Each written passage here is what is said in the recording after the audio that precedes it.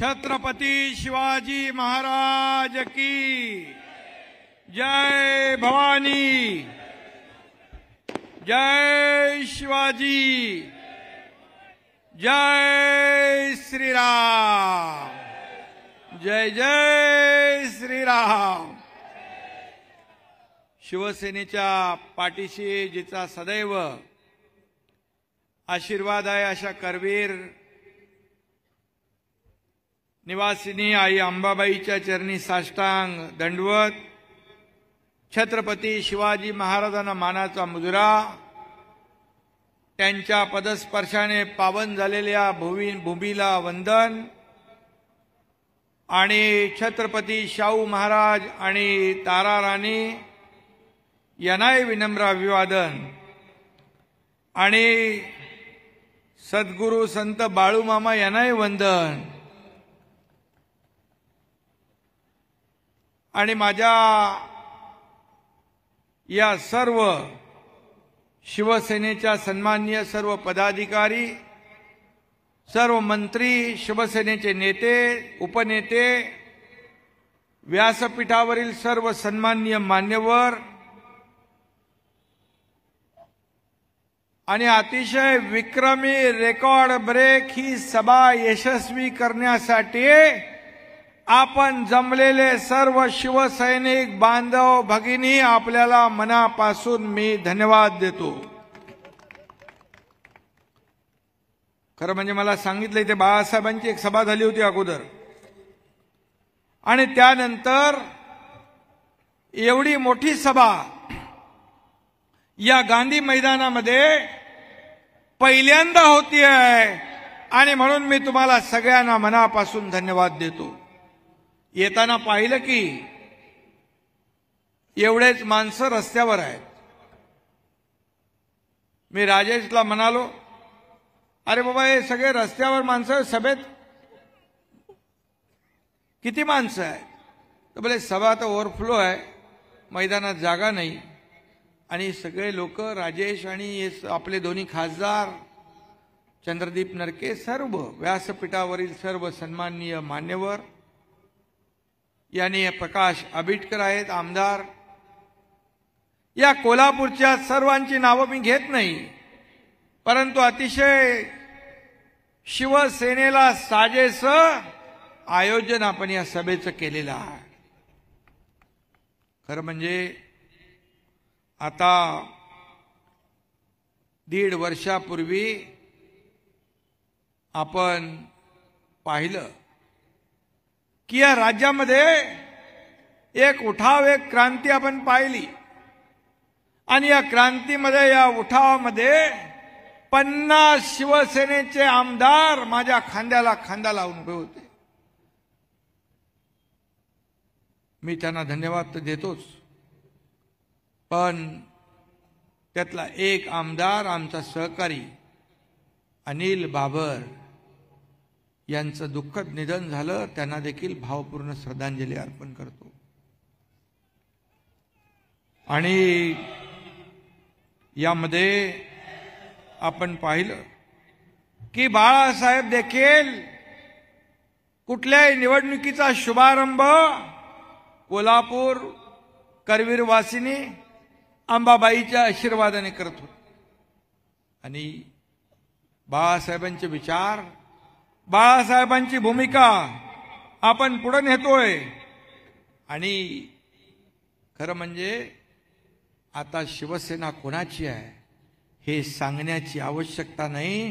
तुमच्या या उपस्थितीमुळे, तुमच्या या गर्दीमुळे संपूर्ण कोल्हापूर भगवं झालंय, कोल्हापूरचे रस्ते सजलेत, कोल्हापूरमध्ये एक शिवसेनेचा झंझावात आपण पाहतोय। आज या ठिकाणी आपलं 2 दिवसाचं महाअधिवेशन पार पडलं।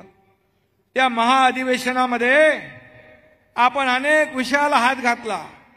सर्वसामान्याच्या जीवनामध्ये या सरकारच्या माध्यमातून आमूलाग्र बदल झाला पाहिजे, त्याच्या जीवनामध्ये परिवर्तन झालं पाहिजे। शेतकरी, कष्टकरी, कामगार, माझ्या माता भगिनी, माझे युवा तरुण मित्र, ज्येष्ठ वारकरी धारकरी सर्व या समाजातला प्रत्येक घटक सुखी झाला पाहिजे.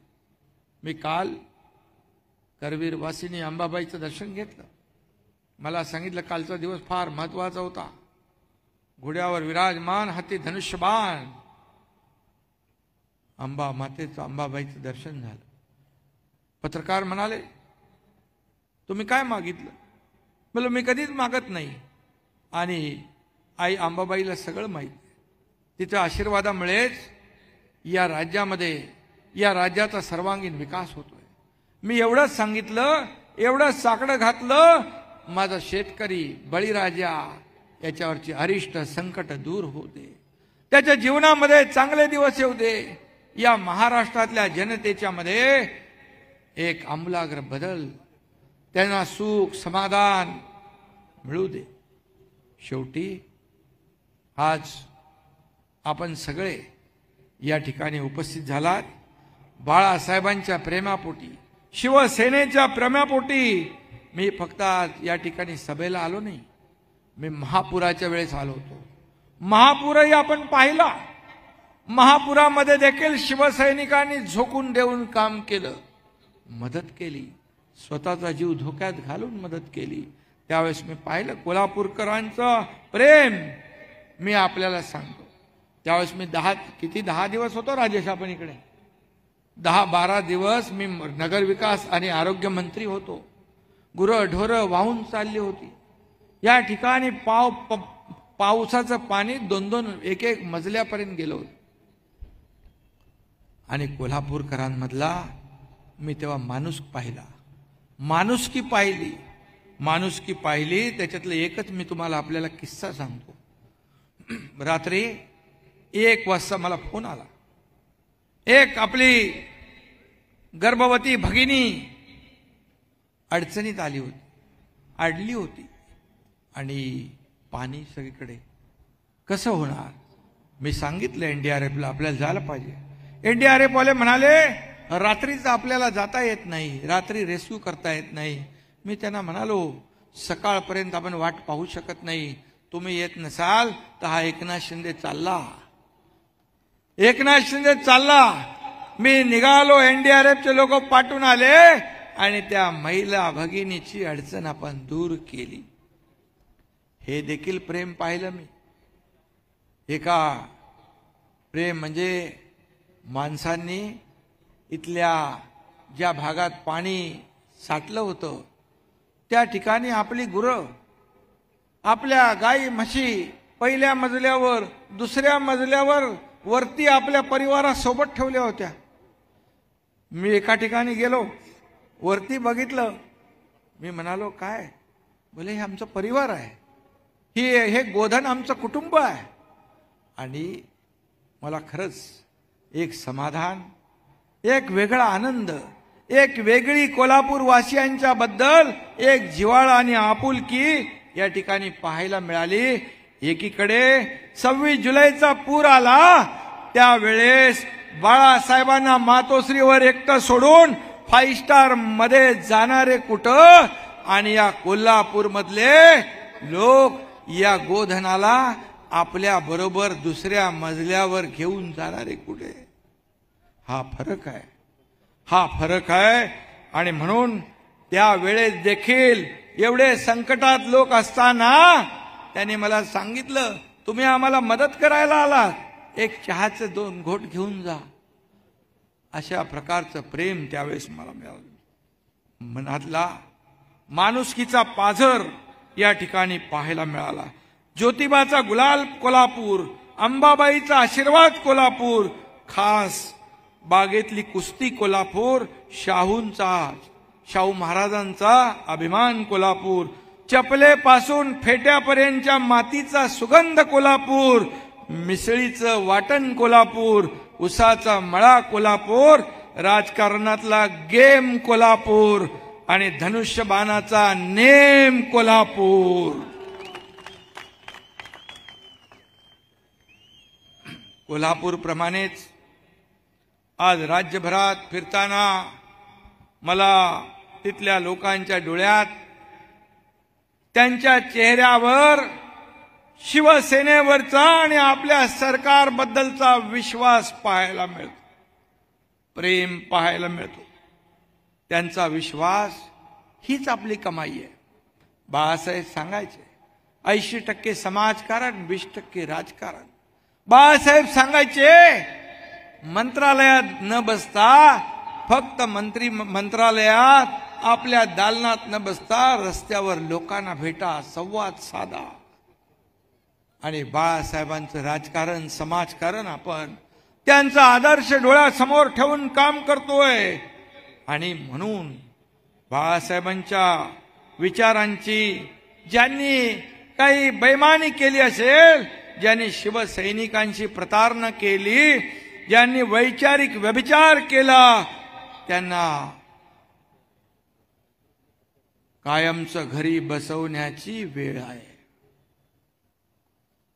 बसवायचं आहे ना. आणि म्हणून तुमचा हा उत्साह निवडणुकामधील शिवसेनेच्या महायुतीच्या विजयाची आज नांदी आहे असं मी या ठिकाणी सांगू इच्छितो. बाळासाहेबांचा वारसा सांगायला तोंडात नाही, मनगटात जोर लागतो, मनगटात. आणि तसं वागावं लागतं. आपण काय केलं? आज बाळासाहेबांचे विचार सोडले, भूमिका सोडली, सगळं सोडलं खुर्चीसाठी, सत्तेसाठी. आणि बाळासाहेब ज्या मातोश्रीत राहत होते तोपर्यंत ते मंदिर होतं. आता मातोश्रीतून, जिथून बाळासाहेब डरकाळी फोडायचे, तिथून रोज रडगाण्याचा आवाज येतो. हे दुर्दैव आहे. हे चोरलं, ते चोरलं, अमकं चोरलं. बाळासाहेब काय चोरायला वस्तू आहे? बाळासाहेब विचार होते. बाळासाहेब ज्वलंत अंगार होता. हिंदुत्वाचा धगधगता विचार होता. आणि म्हणून आपण एवढ्या मोठ्या संख्येने उपस्थित झाला. जर मी आपल्याला सांगतो आम्ही चुकीचं पाऊल उचललं असतं तर हे व्यासपीठ एवढं भरलं असतं का? आपण हे अख्खं मैदान भरून ओसंडून वाहून गेलं असतं का? हा मला तुम्हाला विचारायचा प्रश्न आहे. आणि आपण जे प्रेम देत आहे, जे सहकार्य करताय, त्याला दाद द्यावी तेवढी थोडी आहे. जसं मुघलांच्या घोड्यांना पाण्यात देखील संताजी धनाजी दिसायचे, तसाच यांना मी देखील दिसतो. जिकडे माझं नाव घेतल्याशिवाय यांना झोप येत नाही. उठता बसता झोपता एकनाथ शिंदे, एकनाथ शिंदे हा जप सुरू असतो. शिव्या, शाप आणि आरोप. काय एक सर्वसामान्य शेतकऱ्याचा मुलगा या ठिकाणी मुख्यमंत्री होऊ शकत नाही का? का फक्त सोन्याचा चमचा घेऊन आलेल्यानेच मुख्यमंत्री व्हायचं? आपल्याला मी एवढंच सांगतो की या शेतकऱ्याचा मुलगा उद्या तुमच्यातला एक जण जर इथं येऊन मुख्यमंत्री म्हणून जर भाषण करू लागला तर सगळ्यात जास्ती आनंद आणि समाधान मला होईल. आज का लोक आपल्या बरोबर येत आहेत. आज मुरलीधर जाधव आपल्या बरोबर आले, इतर लोक आले, 50 आमदार, 13 खासदार, हजारो शेकडो. इथं नीलमताई बसल्यात, इथं मनीषाताई बसल्यात, विधान परिषदेतले आमदार. आपण का आले? कारण सरकार काम करतंय. या महिला भगिनींसाठी सरकारने निर्णय घेतले 50% एसटी मध्ये सवलत. लेक लाडकी लखपती ही योजना. आज महिला भगिनी आपल्या पतिदेवाला सांगतात तुम्ही थांबा, मी अर्ध्या तिकिटात बाजार हाट करून येते. आज महिला बरोबर ना? हे सरकारने केलंय. आता महिला बचत गटाला सक्षम आपण करतोय. त्यांना असलेलं मानधन फंड आपण वाढवतोय, दुप्पट करतोय. आणि म्हणून महिला सक्षमीकरण धोरण आपण आणतोय. महिला, मगाशी नीलमताईंनी सांगितलं, या महिला धोरणावर त्या काम करतायत. आणि म्हणून हे सरकार शेतकऱ्यांसाठी काम करतंय. जसं मोदी साहेबांनी 6,000 रुपये वर्षाला देण्याचं जाहीर केलं तसे 6,000 शेतकऱ्याला आपणही देतोय. वर्षाला 12,000 रुपये आपण शेतकऱ्याला देतोय. 1 रुपयामध्ये पीक विमा योजना आपण देतोय. शेतकऱ्याला अनेक आपण योजना सुरू केल्या. जे 50,000 रुपये जे आपण नियमित कर्जफेड करणारे लोक होते त्यांना मला वाटतं प्रकाशाने आपण सांगितलं मगाशी की ते पैसे आपले बाकी आहे ते देखील देण्याचं काम आपले सरकार करेल. आणि म्हणून हे सर्व आपण निर्णय घेतोय म्हणूनच आज आपल्या बरोबर लोक येत आहेत. आणि म्हणून घर बसल्या फेसबुक लाईव्ह आपलं काम नाही. फील्डवर उतरून फेस टू फेस काम करण्याचा आपण या ठिकाणी निर्णय घेतोय.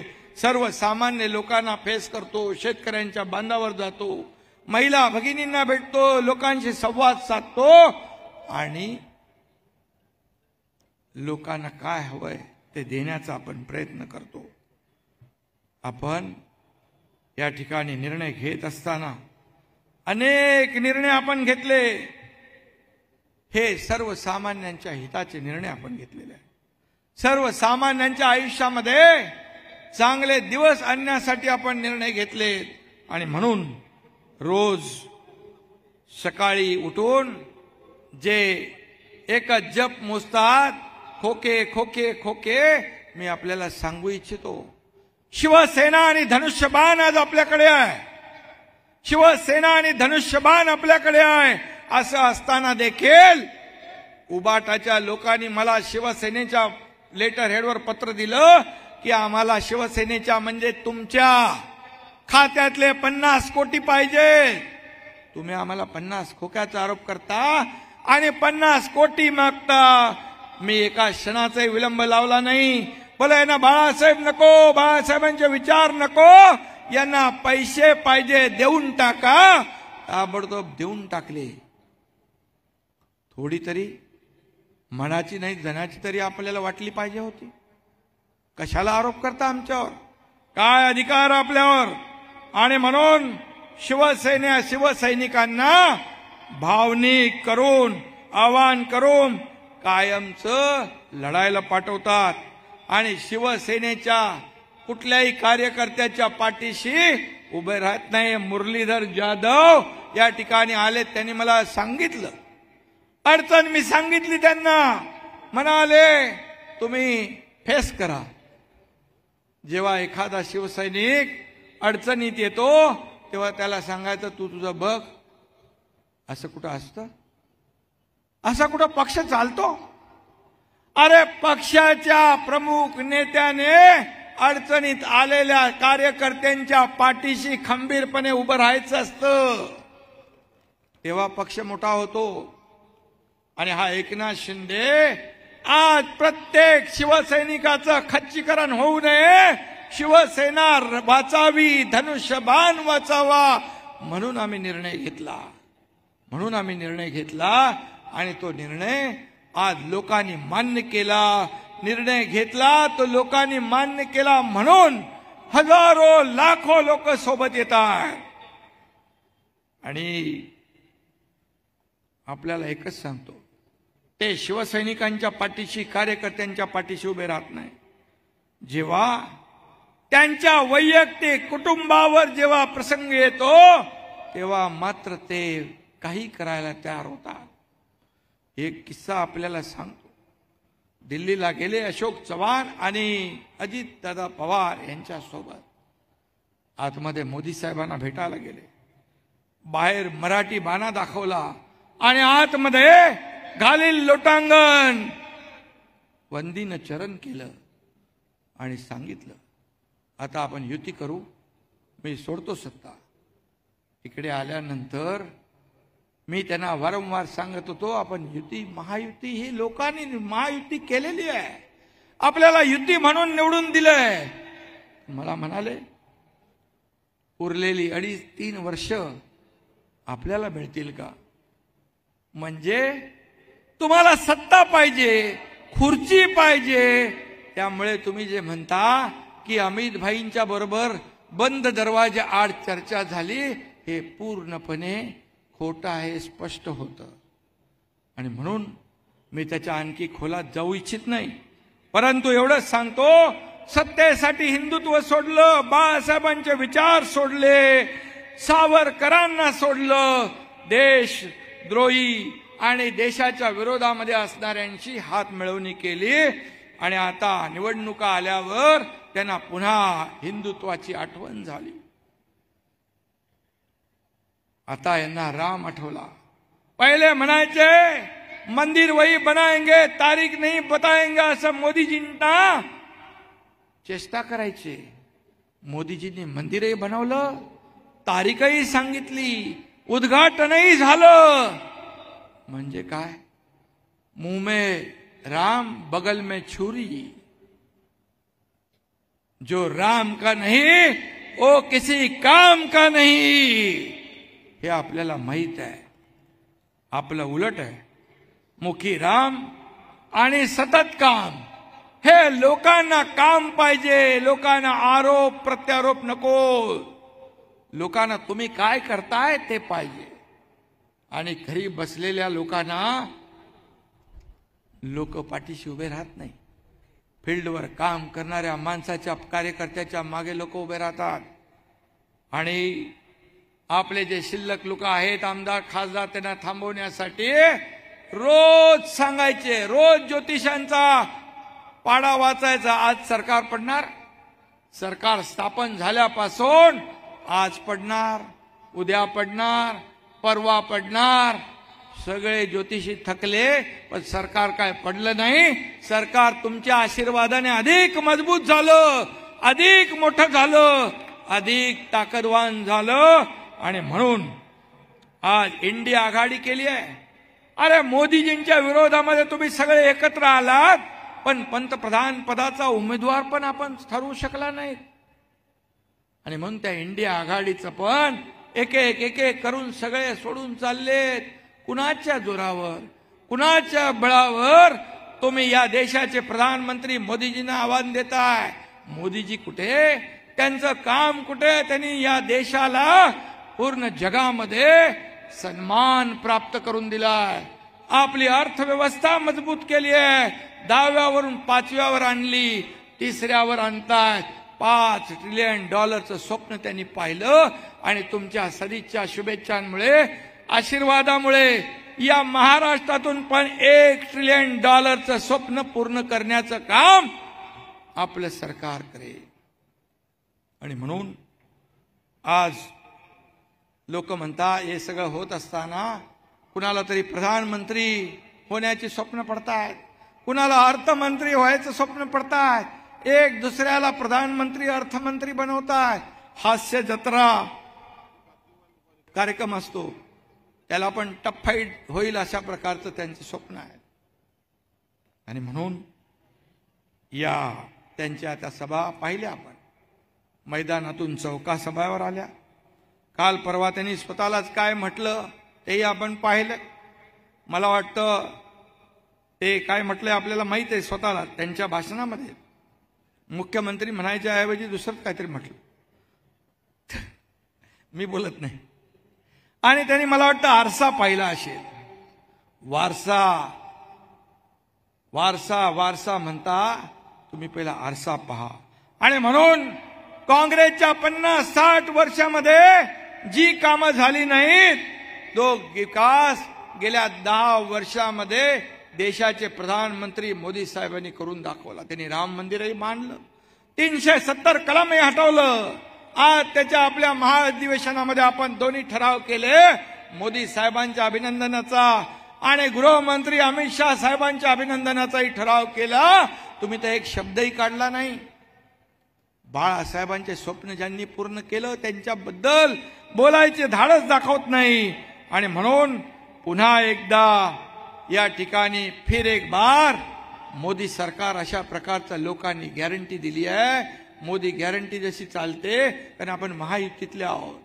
ज्यांनी बाळासाहेबांचं स्वप्न पूर्ण केलं त्यांच्याबद्दल मोकळेपणाने, मुक्त कंठाने त्यांना धन्यवाद, त्यांचं अभिनंदन करणं हे आपलं काम आहे. आणि बाळासाहेब सांगायचे, जे चांगल्याला चांगलं म्हणा, आणि म्हणून ती शिकवण आपल्याकडे आहे. आणि म्हणून अब की बार 400 पार मोदीजींनी नारा दिलाय. आपला नारा आहे अब की बार 45 पार. आणि म्हणून या कोल्हापूरमध्ये देखील या महायुतीचाच भगवा झेंडा फडकला पाहिजे, यासाठी आपल्याला काम करायचं आहे. आज कोल्हापूरमध्ये मी पाहिलं की किती बाबा, आज आपण जवळपास 640 कोटीचे उद्घाटन करून आलो. पंचगंगा नदीचं प्रदूषण शून्यावर आणण्यासाठी जवळपास 400 कोटी रुपये आपण शासनाकडून मंजूर केले. 400 कोटी रुपये. त्याचबरोबर अगोदर आपण जे दिले पैसे त्याचा आज आपण भूमिपूजन आणि लोकार्पण केलं. आणि या महापूर थांबवण्यासाठी या पंचगंगेचा आपण वर्ल्ड बँकेकडून 3200 कोटी रुपये आपण घेतोय. 3200 कोटी. पंचगंगेचं प्रदूषण, पंचगंगेचा महापूर, दरवर्षी आपली होणारी परवड ही आपल्याला थांबवायची आहे. आणि म्हणून आज आपल्याला मी एवढंच सांगतो, हा कोल्हापूर देखील आपण शक्तीपीठ करतोय. नागपूर ते गोवा प्रकाश आंबेडकर त्यासाठी पाठपुरावा करत होते, आणि ते देखील कोल्हापूरला फायदेशीर आहे. राजेश, दोन्ही खासदारांना मी सांगू इच्छितो, हे शक्तीपीठ देखील कोल्हापूरचा विकास करेल. मुंबई गोवा हे देखील आपण ऍक्सेस कंट्रोल करतोय, त्याचाही कोल्हापूरला फायदा होईल. आणि आज या कोल्हापूरच्या विकासाचा जो वेग आहे हे सरकार वाढवल्याशिवाय राहणार नाही.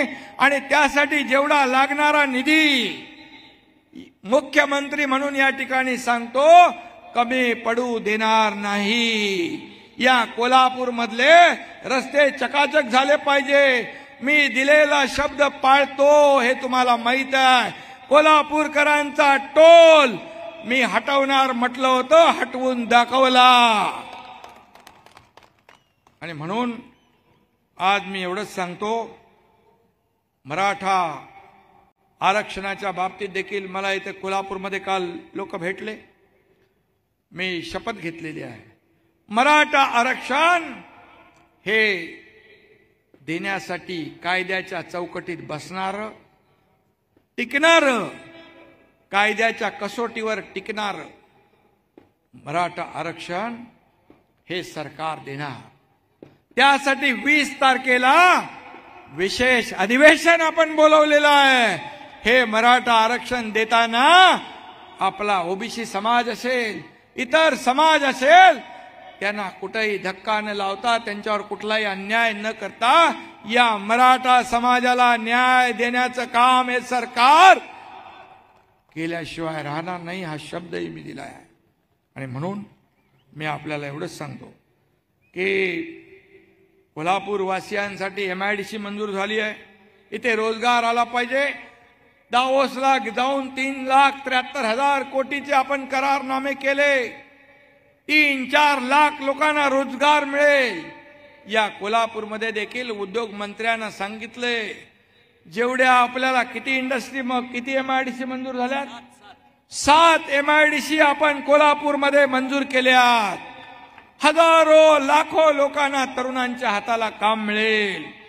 आणि म्हणून मी आपल्याला सगळ्यांना, उद्योजकांना देखील विनंती केली आहे की या ठिकाणी कोल्हापूरमध्ये मोठे उद्योग आले पाहिजे, लोकांना काम मिळालं पाहिजे, रोजगार मिळाला पाहिजे.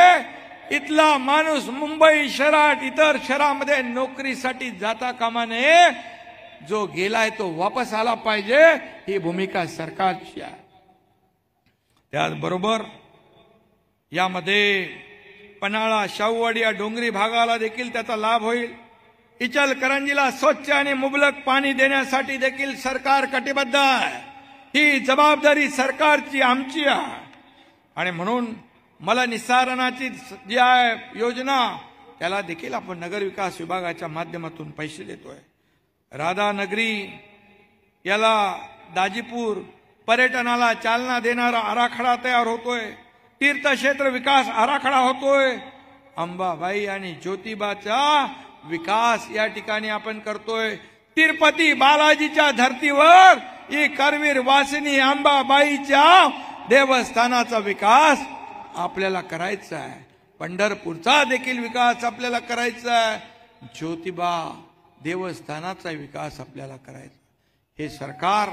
हे सरकार सर्वसामान्य लोकांचं आहे आणि म्हणून गिरणी कामगारांची घरं देण्याची प्रक्रिया देखील युद्ध पातळीवर आम्ही घेतोय, ती देखील आम्ही देतोय। हे पहिलं सरकार आहे। गिरणी कामगारांना घरं देण्याची प्रक्रिया सुरू झालेली आहे। कोल्हापूरचे देखील या ठिकाणी गिरणी कामगार वंचित राहणार नाही। कन्व्हेन्शन सेंटरचं कामही लवकर सुरू होईल। त्याचबरोबर मी मगाशी सांगितलं कळमवाडी थेट पाईपलाईन योजनेचं काम सुरू आहे। नगरोत्थानमधून 100 कोटीचे रस्ते सुरू आहेत आणि स्वच्छ भारतसाठी देखील आपलं काम सुरू आहे। राजश्री शाहू महाराजांच्या समाधी स्थळाला आपण 10 कोटी रुपये दिले, त्याचंही काम सुरू होईल। आणि म्हणून केंद्रात आणि राज्यामध्ये जेव्हा एकाच विचाराचं सरकार असतं तेव्हा ही कामं आपल्याला करता येतात। डबल इंजिनचं सरकार या ठिकाणी आहे। कोल्हापूरचा खंडपीठाचा देखील प्रश्न प्रलंबित आहे, तो देखील आपलं सरकार सोडवल्याशिवाय राहणार नाही, हे देखील मी आपल्याला सांगू इच्छितो। आणि म्हणून हे देशाला महासत्ता बनवण्यासाठी मोदीजींचे हात आपण बळकट करूया। त्यामुळे आज आपल्याला निर्धार करायचा आहे। आपला निर्धार आहे राज्याच्या प्रगतीचा, राज्याच्या समृद्धीचा। आपला निर्धार आहे शिवसेना मजबूत करण्याचा। आपला निर्धार आहे बाळासाहेबांच्या विचार जीवापाड जपण्याचा। आपला निर्धार आहे हिंदुत्वाची शान राखण्याचा। आपला निर्धार आहे आदरणीय प्रधानमंत्री नरेंद्र मोदीजी यांना पुन्हा प्रधानमंत्री करण्याचा। आपला निर्धार आहे विरोधकांना चारी मुंड्या चित करण्याचा। आणि म्हणून मी आपल्याला एवढंच सांगेन की आज आपण खऱ्या अर्थाने कोल्हापूरची ताकद दाखवलेली आहे। काही जर राहिला असेल खासदार आमदार राजेश तर काळजी करू नका। त्यासाठी मुख्यमंत्री म्हणून या कोल्हापूर वासियांच्या पाठीशी राहण्याचं काम हा एकनाथ शिंदे करेल। आणि म्हणून आपण सर्व शक्ती सर्व ताकद पणाला लावून मी म्हटलंय की जसं मोदीजींनी 400 पार म्हटलं तसं 48 पैकी 45 पार आपण करू शकतो। कारण केंद्राने केलेली कामं आणि राज्य सरकारने केलेली कामं आपल्याला फक्त लोकांपर्यंत पोहोचवायची आहे। ही कामं आपण लोकांपर्यंत पोहोचवली तर लोक काम करणाऱ्यांच्या पाठीशी उभे राहतील, घरी बसणाऱ्यांच्या पाठीशी उभे राहणार नाही। आणि म्हणून मी तुम्हाला सगळ्यांना मनापासून धन्यवाद देतो, आपले आभार मानतो। या व्यासपीठावर सगळे बसले, ते व्यासपीठ एवढा मोठा आपला आणि व्यासपीठाला शोभा आहे, परंतु ही शोभा तुमच्या या उपस्थितीमुळे वाढलेली आहे। म्हणून मी आपल्याला सांगतो हा एकनाथ शिंदे, या एकनाथ शिंदेच्या शरीरामध्ये रक्ताचा शेवटचा थेंब असेपर्यंत या महाराष्ट्रातल्या जनतेची सेवा करेल। मी कालही कार्यकर्ता म्हणून काम करत होतो, आजही कार्यकर्ता म्हणून काम करतो, उद्याही मी कार्यकर्ता म्हणून काम करणार आहे। कोणाला काही वाटू द्या, मी काही काम केलं तरी त्यांना पोटदुखी असते, त्यांना प्रॉब्लेम असतो। मी दावोसला गेलो तरी प्रॉब्लेम, मी गावात शेती करायला गेलो तरी प्रॉब्लेम, मी हेलिकॉप्टरने गेलो तरी प्रॉब्लेम, मी मुंबईतले रस्ते स्वच्छ करायला पाण्याने धुण्यासाठी गेलो तरी प्रॉब्लेम। एवढा जळफळाट जो आहे तो जळफळाट करत राहा। सकाळी याने सांगितलं आपल्या उपाध्याय संजीव उपाध्याय आपल्या अधिवेशनात आले होते, ते म्हणाले गुद्द्याची लढाई असते आणि मुद्द्याची लढाई असते। मी सांगतो तुम्ही गुद्द्याची लढाईवर उतरलात तरी सुद्धा आम्ही गुद्द्याची लढाई गुद्द्याने नाही लढणार, मुद्द्याने लढणार आणि तुमच्या आरोपाला उत्तर कामाने देणार। एवढंच सांगतो. धन्यवाद. जय हिंद, जय महाराष्ट्र.